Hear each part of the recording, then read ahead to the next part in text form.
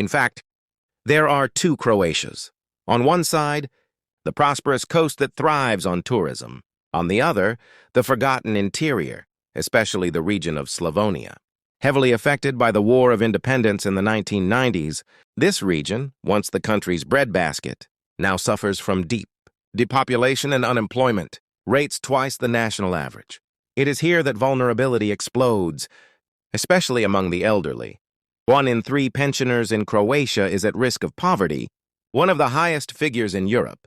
They survive in depopulated villages, living on minimal pensions. One of the causes of this divide is an economic model that has bet almost everything on a single card: tourism. Many of the workers who serve the millions of tourists on the coast are employed on seasonal contracts, with low wages and no protections, often working for only 6 months a year.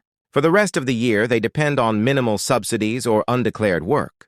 This economic monoculture, combined with mass emigration that has drained the country's interior of its youth, has created a deep imbalance. A particularly affected group is children. 20% of them are at risk of poverty, a figure that rises sharply for single-parent households, the scars of war and a bureaucracy that slows. The use of EU funds complete the picture.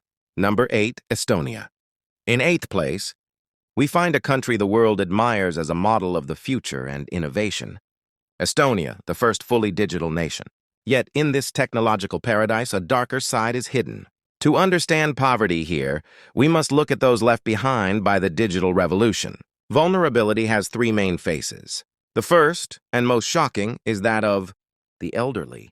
Estonia has one of the highest rates of poverty risk for people over 65 in the entire European Union. Nearly 40% live below the poverty line, a figure even higher for single women.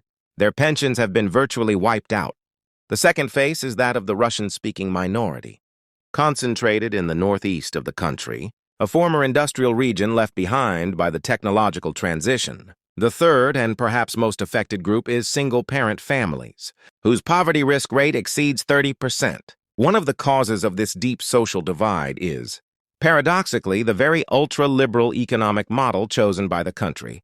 Low taxes and minimal regulation have fueled growth, but at the cost of a very weak social safety net. To this structural fragility was added the perfect storm of post-pandemic inflation, which devastated the purchasing power of lower incomes. Just consider that in 2022, inflation in Estonia nearly reached 20%. It is the paradox of a nation projected toward the future, yet leaving behind those who cannot keep up with change. Here, according to official Eurostat data,